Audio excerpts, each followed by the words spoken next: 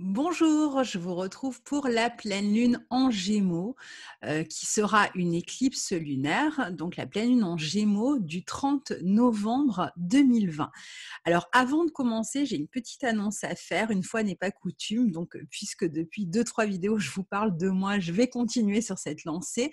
Donc en fait, je dois emménager à Tours à partir de fin décembre jusqu'à fin mai 2021 et je recherche un appartement, un 2 pièces meublé pendant toute cette période-là. Donc il faut absolument qu'il soit meublé et je ne cherche pas à me faire héberger. Il y a des personnes qui me l'ont proposé, je vous remercie, mais je recherche vraiment un appartement pour être indépendante, un 2 pièces meublé sur Tours. Donc si vous en avez un à louer ou si vous connaissez quelqu'un qui a un appartement à louer, qu'il me contacte par mail à l'adresse qu'il y a dans la barre de description sous la vidéo. Je vous remercie.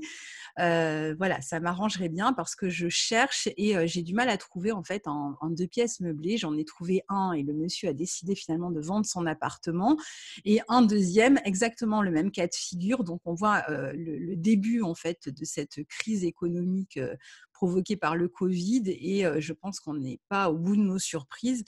Et du coup, c'est un petit peu compliqué comme je suis en plus moi sur Nice pour l'instant, donc pour trouver, c'est pas évident. Donc si vous connaissez ou si vous avez un appartement à louer, n'hésitez pas à prendre contact avec moi et puis on verra ça ensemble. Je vous remercie d'avance, et puis merci à ceux qui ont commencé déjà à me répondre par mail, puisque j'ai laissé un petit post les, sur la communauté. Donc, il y en a certains qui m'ont déjà répondu et donné des conseils. Donc, merci à vous.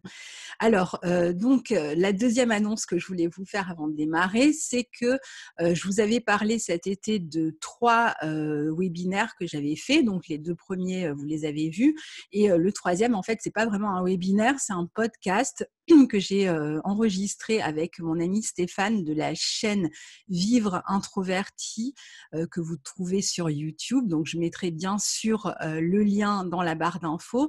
Et je crois que ce podcast sortira le 14 décembre, si ma mémoire est bonne.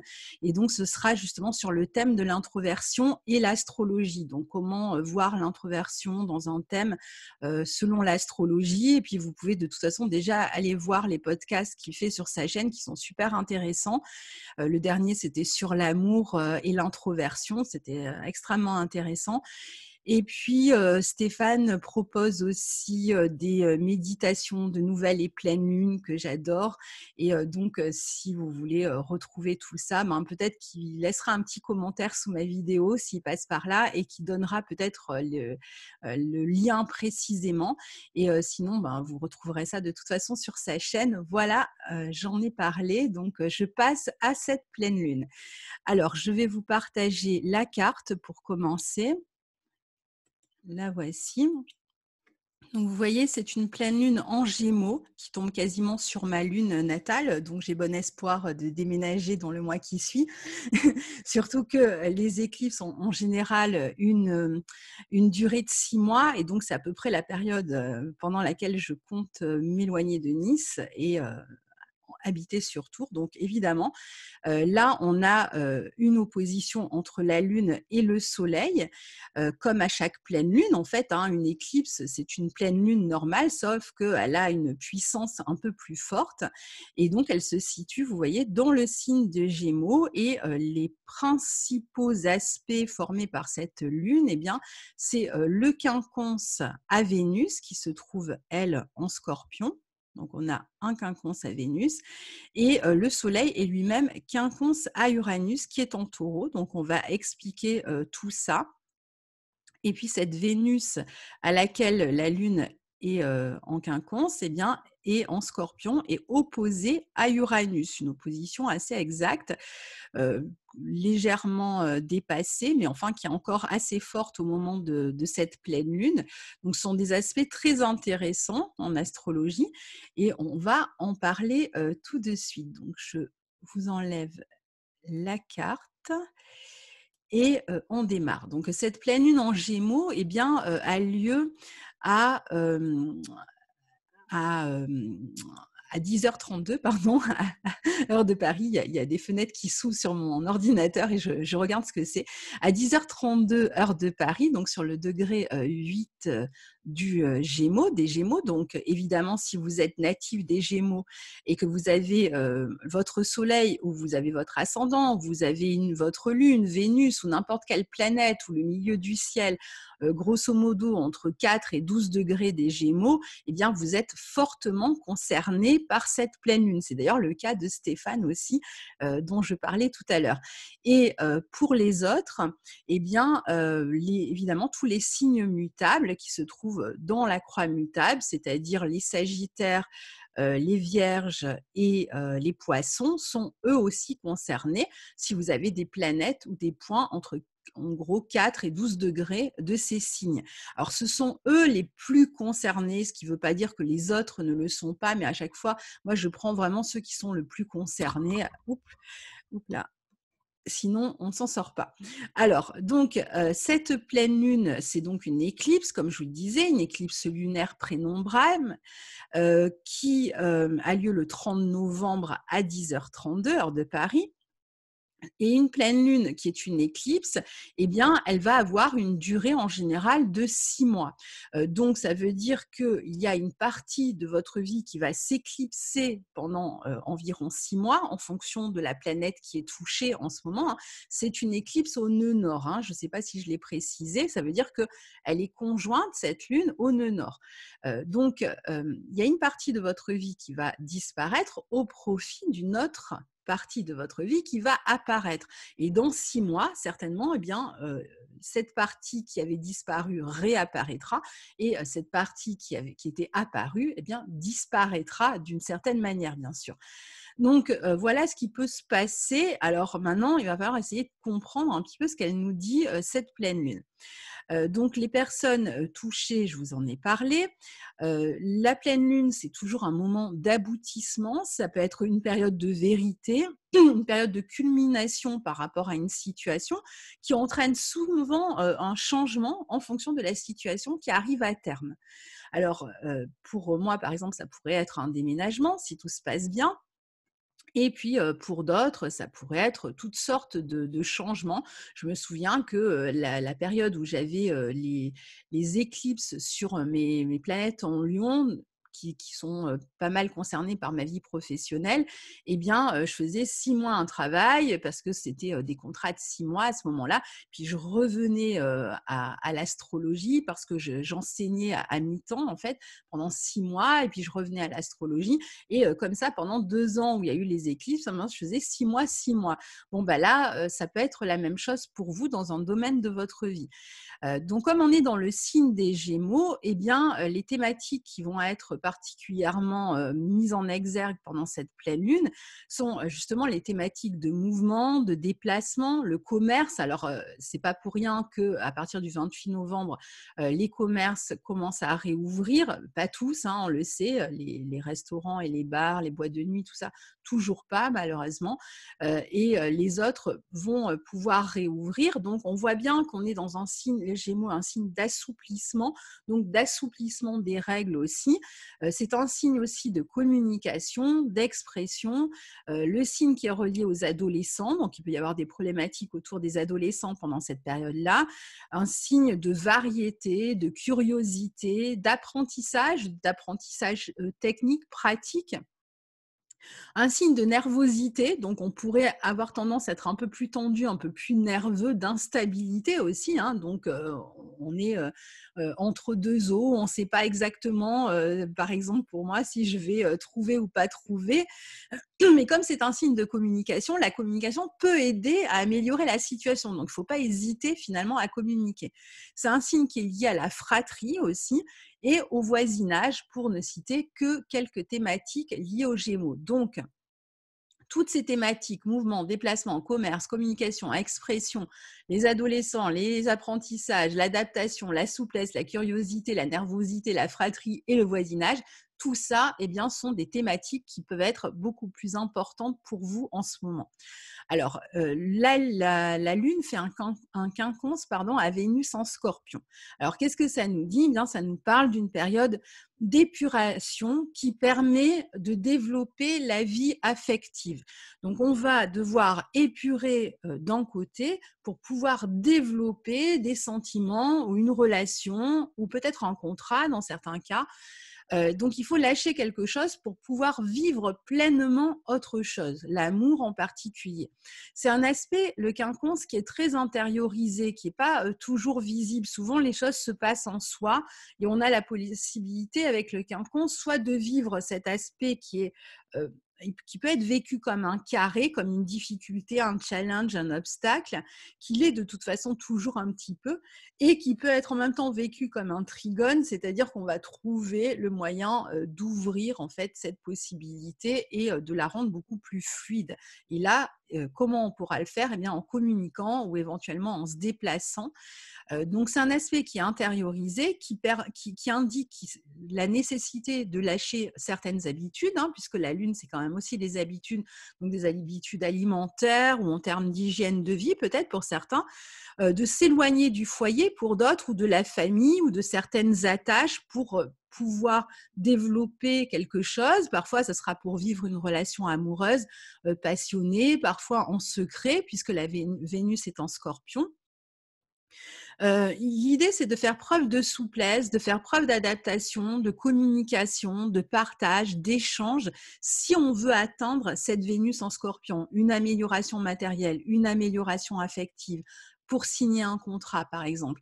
Dans tous ces domaines, si vous souhaitez une amélioration, l'idée, c'est de s'adapter, d'être plus souple, de communiquer, de partager, d'échanger, et vous aurez la possibilité d'améliorer certainement ces domaines-là. Vous pourriez donc avoir à bouger, à déménager pour certains, à améliorer peut-être votre commerce, votre activité commerciale, peut-être pour certains peut-être à se déplacer ou à suivre une formation éventuellement pour ensuite améliorer votre vie matérielle.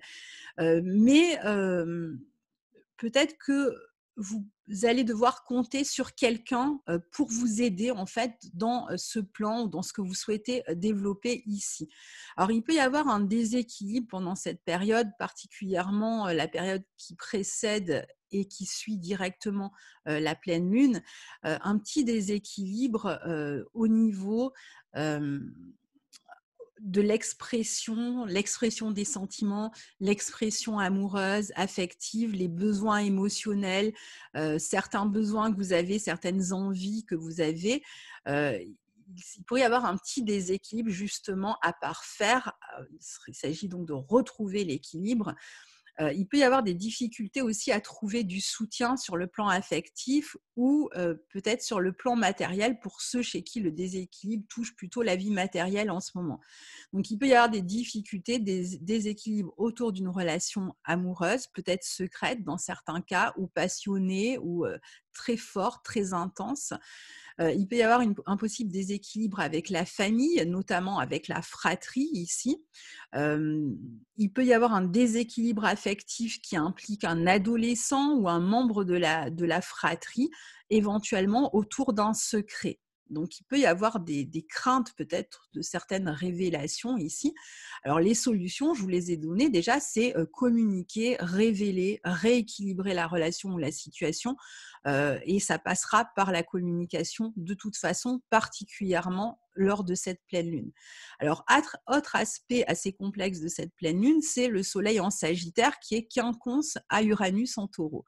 Alors, il est nécessaire ici de faire preuve d'ouverture. Hein, le Sagittaire, c'est un signe d'ouverture, de sagesse.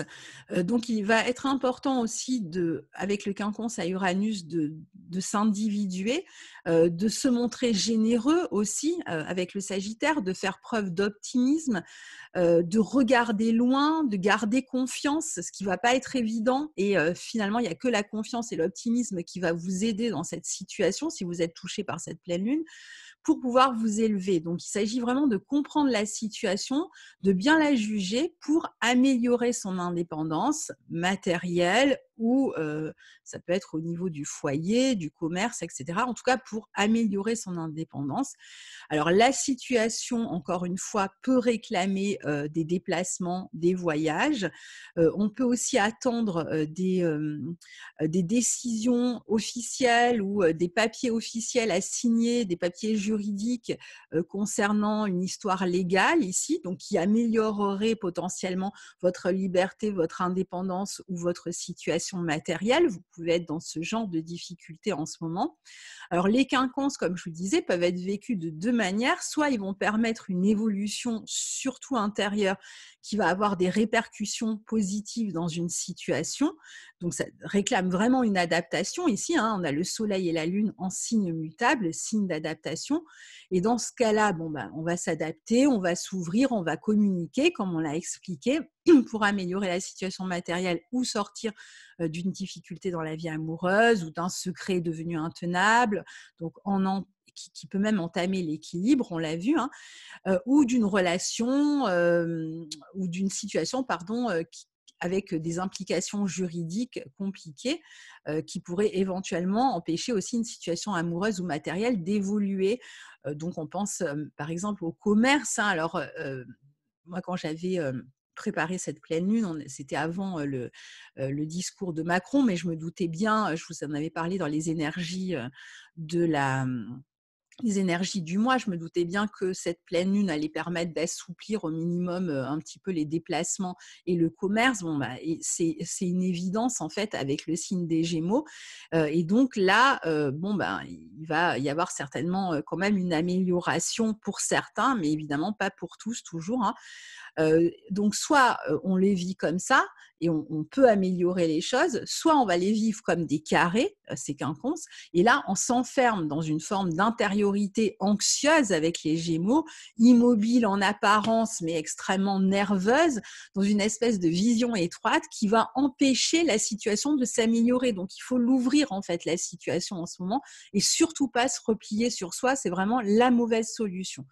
Donc de plus, il semble que les événements rapides ou souvent inattendus ici vont vraiment nous convier à changer de mode de vie, de routine, de quotidien. Donc il faut être prêt à ça aussi, hein, de changer quelque chose à notre organisation familiale, à notre foyer. C'est une période où il va falloir vraiment avoir le réflexe de saisir les opportunités quand elles se présentent, parce qu'elles ne vont pas repasser 2 fois, ça va aller très vite.